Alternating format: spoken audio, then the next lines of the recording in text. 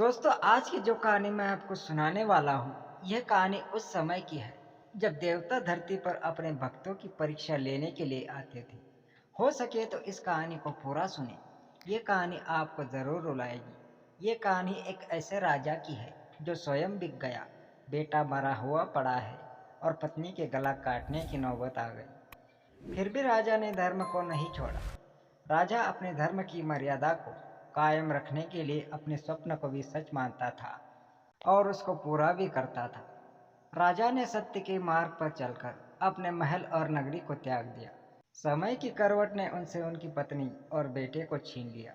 दोस्तों, इससे पहले कि आप हमारी कहानी में खो जाए, आप चैनल को सब्सक्राइब जरूर कर लेना और हाँ, वीडियो को एक लाइक अभी कर देना, क्योंकि आप बाद में लाइक करना भूल जाते हैं। तो चलिए कहानी को शुरू करते हैं। रात का समय था, तब राजा हरिश्चंद्र सोए हुए थे। तभी राजा ने एक स्वप्न देखा। स्वप्न में उन्होंने अपने महल को किसी ब्राह्मण को दान कर दिया था। जब सुबह राजा की आंख खुली तो वे स्वप्न की घटना को भूल गए। नित्य के काम निपटाकर जब राजा अपने दरबार में गए तो उस दिन उनसे मिलने 1100 ब्राह्मणों के साथ महर्षि विश्वामित्र भी आए। महर्षि विश्वामित्र के पैरों को धोकर राजा ने उनका स्वागत किया। तभी राजा को अपने स्वप्न की घटना याद आ गई। अपने स्वप्न की मर्यादा को रखने के लिए राजा ने विश्वामित्र से कहा कि क्या आप मेरे महल को दान में स्वीकार करेंगे। तब महर्षि विश्वामित्र ने राजा के इस प्रस्ताव को स्वीकार कर लिया। राजा ने सभी ब्राह्मणों को भोजन भी करवाया और दक्षिणा देने लगे। तब महर्षि विश्वामित्र ने उनको दक्षिणा देने से रोक लिया और कहा कि अब इस संपत्ति पर आपका कोई अधिकार नहीं है। इसको आप पहले ही दान कर चुके हैं। इतना कहकर विश्वामित्र ने राजा हरिश्चंद्र, रानी तारामती और रोहित के आभूषण उतरवा दिए और दक्षिणा की मांग करने लगे। राजा ने निवेदन किया कि मैं पहले आपको सब कुछ दे चुका हूँ, अब मेरे पास देने के लिए कुछ नहीं है। इस बात पर विश्वामित्र ने कहा कि आपने महल हमको समर्पित किया है, वह दान है। हमने आपके यहाँ भोजन किया, उसकी दक्षिणा हमें अलग से चाहिए। हम यहाँ पर 1100 ब्राह्मण हैं। कम से कम एक एक स्वर्ण मुद्राएं तो दक्षिणा में देनी चाहिए, अन्यथा तुम पाप के भागीदारी बनोगे। इतना सुनते ही राजा हरिश्चंद्र संकट में पड़ गए और उन्होंने इसके लिए 1 महीने का समय मांगा। फिर तीनों वहां से निकल गए। विश्वामित्र ने उन तीनों को अपनी नगरी से बाहर जाने को कहा। वे वहां अयोध्या नगरी में रहकर काम नहीं कर सकते थे। महर्षि विश्वामित्र द्वारा नगरी से बाहर भेज दिए जाने पर राजा अपने परिवार के साथ शिव नगरी काशी पहुंचे। काशी में पहुंचकर राजा ने काम ढूंढने की बहुत कोशिश की, लेकिन उनको कोई काम नहीं मिला। महर्षि विश्वामित्र का ऋण चुकाने का वो आखिरी दिन था और राजा गंगा घाट पर बैठे हुए थे। राजा ने माँ गंगा से प्रार्थना की कि अगर मैंने अपने जीवन में सत्य धर्म को निभाया है तो आज मेरे धर्म की रक्षा कर लेना। तभी रानी तारामती वहां आई और कहने लगी कि हे महाराज, आप मुझे बेच क्यों नहीं देते। एक पति होते हुए मेरा धर्म है कि मैं आपकी रक्षा करूं। मैं तुम्हें बेचकर अपने पति धर्म को नष्ट नहीं कर सकता, ऐसा राजा ने कहा। रानी तारा ने अपने पति के धर्म की रक्षा के लिए खुद को बेचने का निश्चय किया और काशी के बाजार में जाकर खड़ी हो गई। रानी ने आवाज लगाई कि कोई है जो मुझे खरीद सकता है। तब वहां पर एक पंडित आया।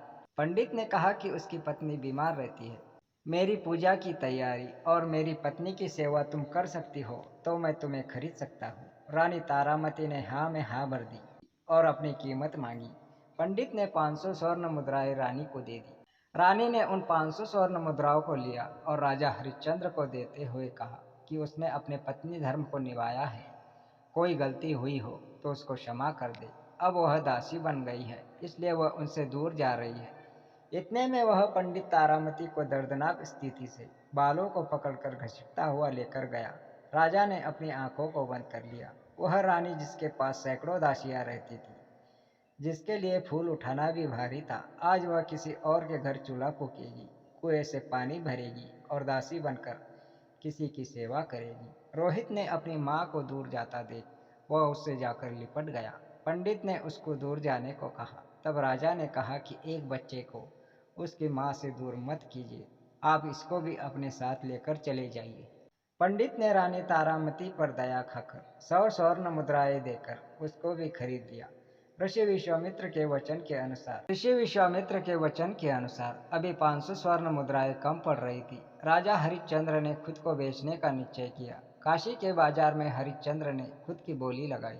वहां आता हुआ एक चांडाल ने 500 स्वर्ण मुद्राओं में राजा को खरीद लिया।